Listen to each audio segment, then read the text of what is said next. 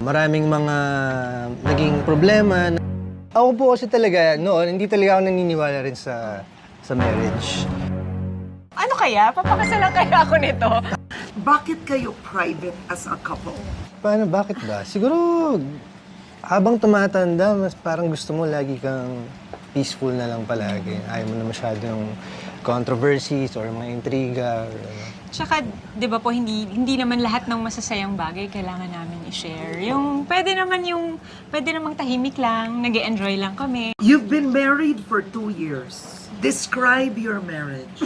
Parang wala naman po masyadong pinagkaiba magmula nung naging kami. Tennis kasi yung first love ko Miss Karen. So, syempre, yun yung nilulook forward ko. Yun yung gusto ko, yun yung dream ko na makasama siya, ganyan. Pero